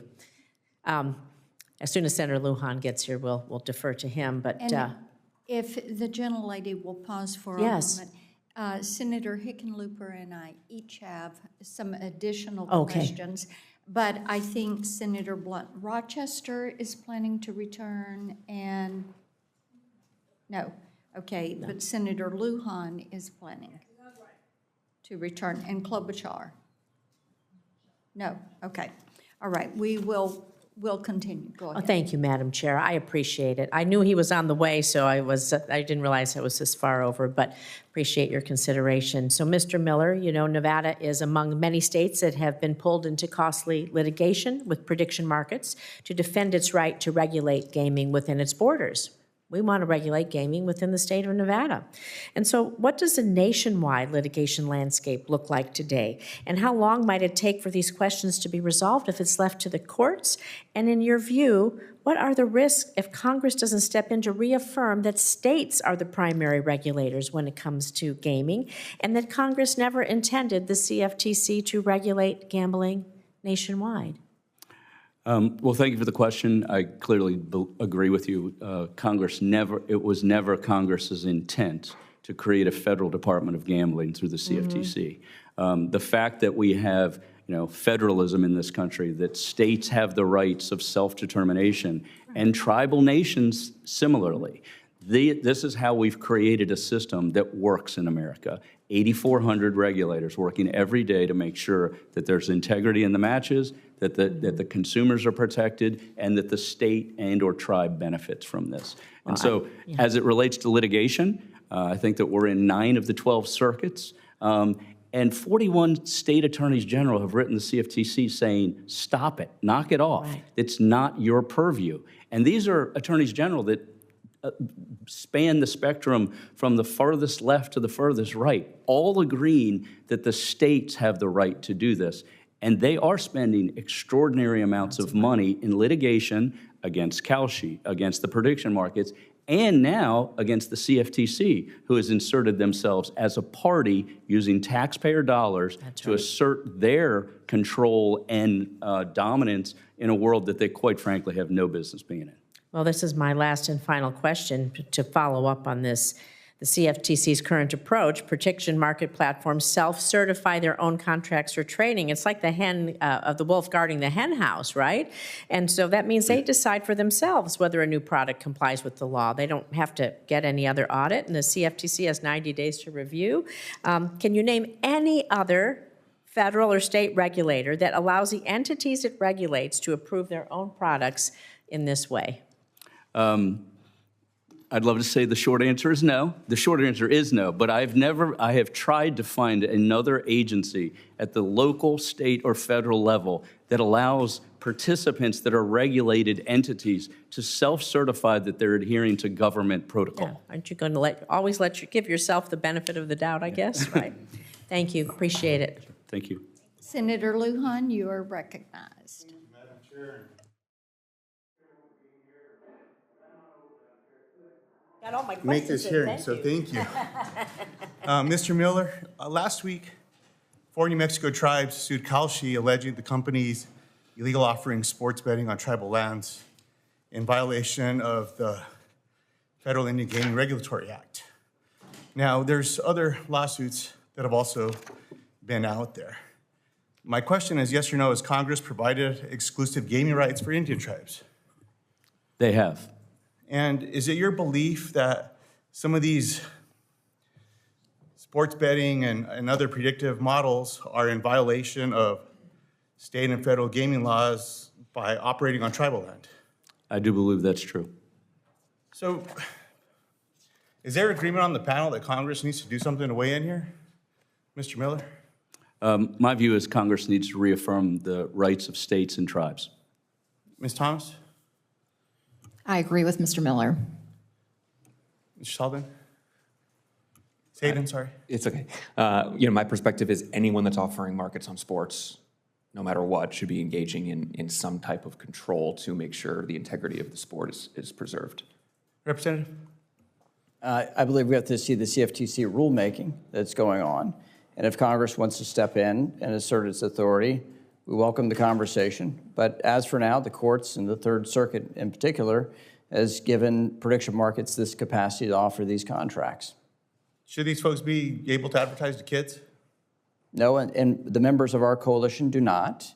Number one, there's a solid ban at 18. Congress can debate what is the appropriate option for securities, for commodities, for whatever it is in society. We would like to be engaged in that conversation if Congress wants to do that. But for our markets, for prediction markets, they comply with market surveillance, AML requirements, know your customer requirements. All of our members maintain an active ban list of folks that we've coordinated with leagues. We'd like to have relationships with all of them to ban folks that are insiders as designated by the people they work with or work around. And we maintain that by using technologies like I360, other surveillance techniques like geolocation. And in particular, when it comes to tribal issues, I think it's very important that anyone who's engaged with tribes respect their treaty rights that have been longstanding in this country and have been and should be affirmed by the courts and Congress. I appreciate your thorough response on that last one. I should have said Mr. Chairman, but it's always good to see you, Patrick. Dr. Levant? Congress most certainly, and I think this hearing proves it, must certainly step in with prediction markets, but the Congress needs to go further. And this is where I come back to my disagreement with Mr. Miller and the AGA. It's ironic to me that the AGA is asking Congress for help with prediction markets, but yet telling you at the same time you have no role in regulating sports betting. There needs to be minimum federal safety standards enacted governing sports betting, which will also recognize the sovereignty of states to go further if they like. But this is too big, involving too many entities. There's no way to prevent harm without Congress stepping in and creating minimum federal safety standards, sir. I agree with that, sir. Now, Madam Chair, while I know this hearing is on the subject of sports betting integrity in America, there's one thing I wanted to raise today, because it's sports betting proximate. And maybe there's some folks in this room that like to collect trading cards, baseball cards, soccer cards, Pokemon cards, cards of cards. There's even cards of members of the Senate and the House of Representatives. The reason I'm raising this is I don't know how many of you, has anyone in this room heard about whatnot.com? Anybody? I see a few yeses. Look, this is a company that's being sued right now over illegal lottery and gambling. And what they do is you buy into this website and they draw your name, they spin whatever the hell that they do, and they let kids start doing this with credit cards. And people have gotten in debt.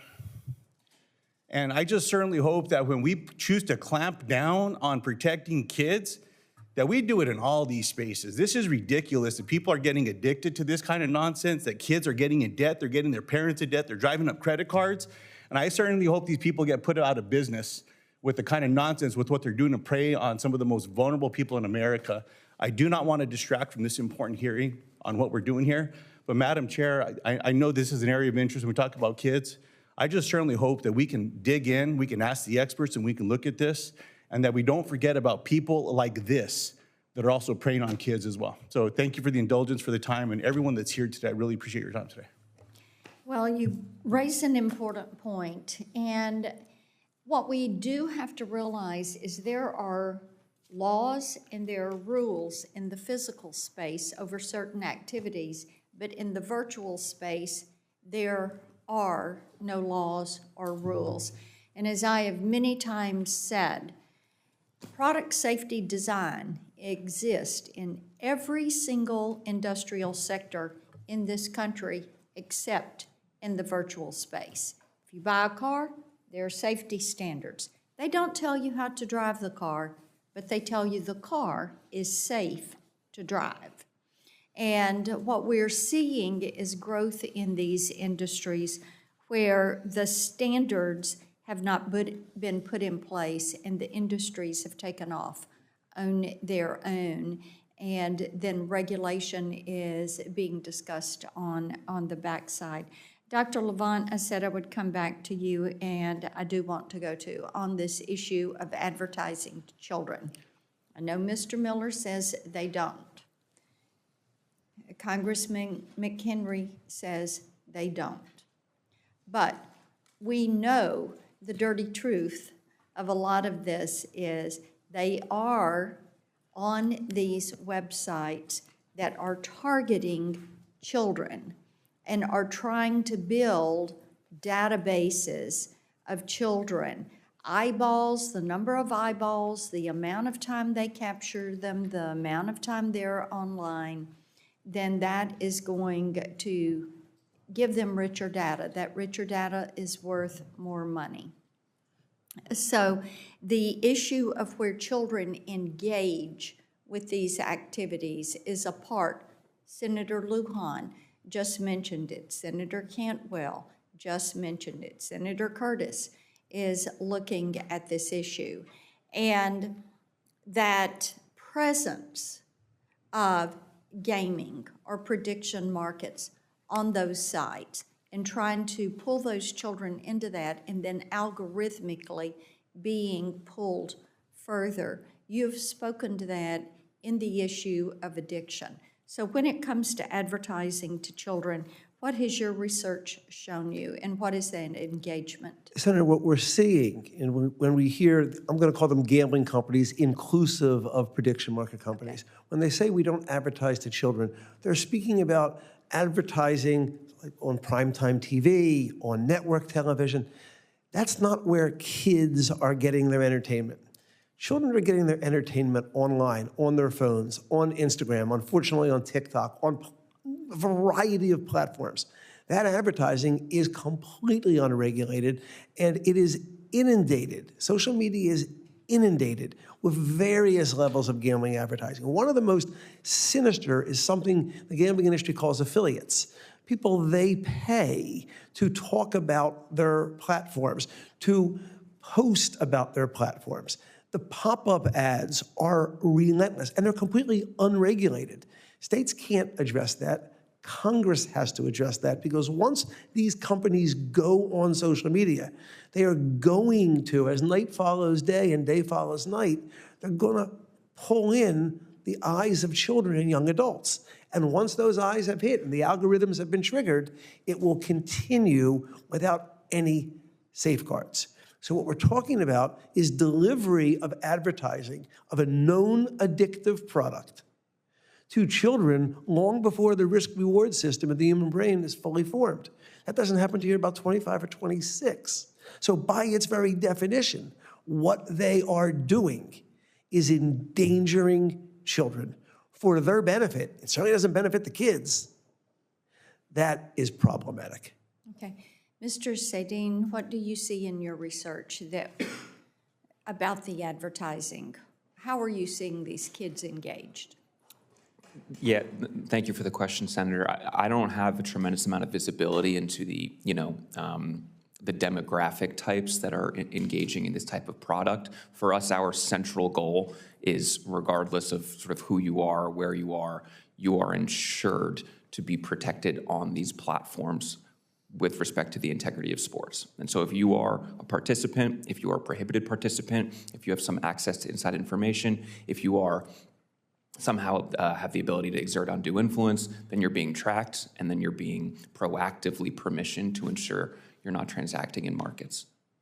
I also want to ask you a little bit, and we talked a little bit about this yesterday, fair play, and the match fixing that is going on. I wonder what your take is and how instructive you think what you've seen in that is to the broader sports and to the micro-targeting that is going on. I mean, I think generally speaking, individuals who are closest to the level of play, the sport themselves, are the ones that are most vulnerable, the ones that are at the most risk, right? So whether that be collegiate stakeholders, student athletes, administrators, trainers, coaches, equipment managers, et cetera, they are the ones that are the most vulnerable to bad actor harm and threats and approaches. And so I think getting them educated to make sure that they know how to deal with those types of threats and vulnerabilities is essential. Okay. Congressman McHenry, I think there's been a lot of discussion around the CFTC as the sole regulator, but we know there are lawsuits that are in the states. I think Tennessee has an active lawsuit right now. So I believe that our state regulators and our state's attorneys general have a role to play in protecting consumers from harm. So you pivot toward only the CFTC. So how are your members engaging? Because if you don't have this comprehensive coverage at the federal level, the protection does lie with the states. So why would they not engage with the states to make certain that consumers are protected? Because they adhere to higher standards than what is the average state standard. Give you one example. In the states that have legalized gambling, there are a dozen that do not ban advertising to children. So at the state level, it's imperfect as well. You have 35 states that allow sports books in their state regime. What we have with the CFTC is a requirement for know your customer, anti-money laundering, market surveillance. The regulator approves contracts before they go on the market. Then within 24 hours, they can unwind those contracts if they think there's fraudulent activity. They have the ability to ban certain types of contracts. You have the CFTC engage with the leagues on data sharing. You have products like i360 that our members use to ensure that they police against insider trading and fraudulent activity. We do have very high standards for the members that are part of our coalition. So to say that there's no federal standard in this realm is not true. In the general realm that you're describing, the broader digital realm, you're absolutely right. It is a very complicated space. But for these regulated prediction markets, what they're doing is using new technology to access a very old type of exchange of a swaps market that has been around for 100 years, has been regulated at the state level, then to the federal level with the creation of the CFTC. So this is a time-honored set of things with new contracts offered with a new piece of technology. And with that, we do have struggles of how it develops, and the rulemaking regime that is ongoing at the CFTC is very important to get right, so we do have the best consumer protection available and possible. Thank you. Senator Hickenlooper. Thank you, Madam Chair. Dr. Levant, I've got a couple questions for you. Obviously 35 states, including Colorado and Tennessee, prohibit gamblers from borrowing money to make wagers. And these rules exist to protect consumers so they don't end up trapped in a cycle of debt and dealing with their addiction and paying off loans. Kalshi recently asked the CFTC for approval to offer its consumers these same admittedly risky loans so they can place bets using money they don't have. This week, we sent a letter to the CFTC urging them to reject Kalshi's application. Based on your experience working with people affected, by problem gambling, is it dangerous for consumers to borrow money to bet on prediction markets? It's extremely dangerous. No one should be borrowing money to gamble with, period. In addition to that, I will tell you who does borrow money to gamble. Addicts borrow money to gamble, and people prone to addiction borrow money to gamble. All right, thank you. I agree with that. Let me also ask you, since I've got you on the mic, comeback programs, often referred to as VIP retention or win back, generally are used to reactivate lapsed accounts. They do so by flagging accounts for aggressive re-enrollment, often highlighting their previous big wins, that same addictive juice that is almost, for some people, is almost unavoidable or irresistible, I should say. When utilized on players who have proactively blocked themselves from the app, which they call self-exclusion, these tactics are, highly controversial. I think in some cases they are illegal. Self-exclusion should be, to my understanding, irreversible, and it should last 6 months or to a lifetime, whatever someone makes that decision. Shouldn't they be protected from this type of advertising? Self-exclusion, unfortunately, is a state-by-state matter. We don't have a federal self-exclusion. I will share with you two real-life events. One just happened last week. A client who had gone on a one-year self-exclusion. Took this person quite a while to get to the point to have the courage to go on the one-year self-exclusion. And at 40 seconds past the hour of the exact 1 year, this client received an email that was offering them a welcome back opportunity and a welcome back bonus. And when I looked at the fine print on the offer, it was tailored to their player number that they had had before. I will also, and I'm happy to make this available to the committee, I brought with me today the copy of an email that a client of mine received. And this client was not on self-exclusion, but they had been a very active gambler, and for 6 weeks didn't make a bet. They were in treatment, they didn't make a bet. And about 6 weeks later, they received an email from what is labeled the DraftKings VIP Comeback Series. And it starts with, I've got some exciting news for you. Your account has caught our eye, and we're thrilled to extend an invitation. And it goes on from there. That is as predatory as it gets. And if this were another addictive product, if this were alcohol or tobacco, we'd shut it down instantly if a bar was exhibiting that type of predatory behavior. In gambling, they call them VIP programs. Yet another reason Congress needs to step in and create minimum federal safety standards and stop this from happening, because it's ruining lives, it's ruining families. Well, I think the goal should be that the industry reaches out and helps us establish those standards instead of avoiding that. I suppose in nirvana, yes, but as I pointed out earlier, Mr. Miller and his organization, on their website, they specifically state that the federal involvement in sports gambling is, I believe the words are, a non-starter. So when an industry demonstrates an unwillingness to regulate itself, and it's an addictive product, most respectfully, that's where Congress has to step in. We've seen this before with tobacco. We've seen it with the opioid industry. We have an opportunity to get in front of this now, but we can't wait for the industry to do it. I won't speak for the chair, but I think this hearing qualifies as a starter.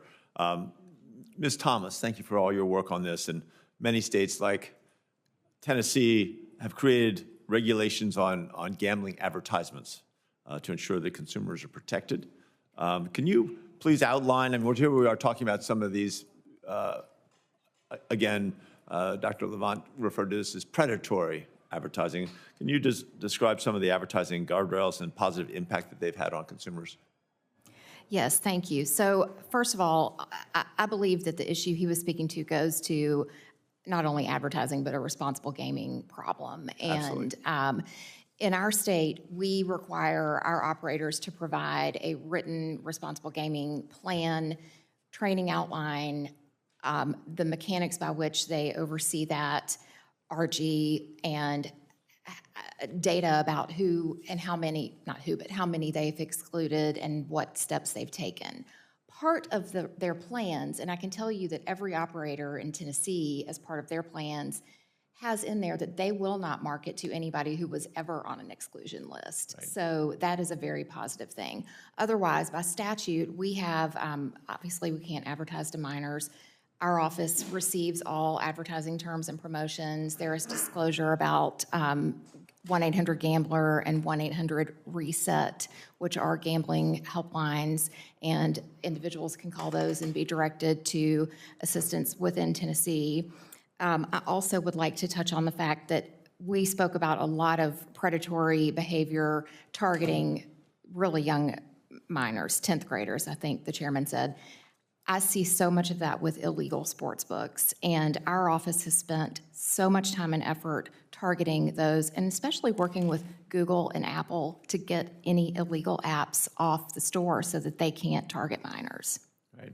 Well, thank you, and I'll yield back to the chair, but I feel that all five of you are willing and engaged to make this, to fix some of these serious glaring problems, and look forward to working with the chair to provide us a sense of urgency that these are real people's lives that are being negatively impacted right now. And I thank all of our members that have been here today, and I thank our witnesses. You've been an excellent panel. This does allow us to start to build where we should move in regulation, and also looking at the division between what should be federal and what should be state, and preserving those states' rights in order to move forward with this. I will have to say, Chairman Cruz, who's no longer here, talked about how big the football Friday nights are in Texas, but I would like to point out for the record that Texas finally gave in and joined the SEC, which is the greatest football conference. So they finally saw the light, and they're going to join with the SEC. I do want to remind you all that members of the panel are going to have until May 27th to submit questions. I will remind you that you need to respond to those within 7 business days, so that's going to give you till the close of business on June 10th to submit your responses to the questions for the record. You've done a superb job in helping us establish this baseline. We are grateful for your time. At this time, hearing adjourned.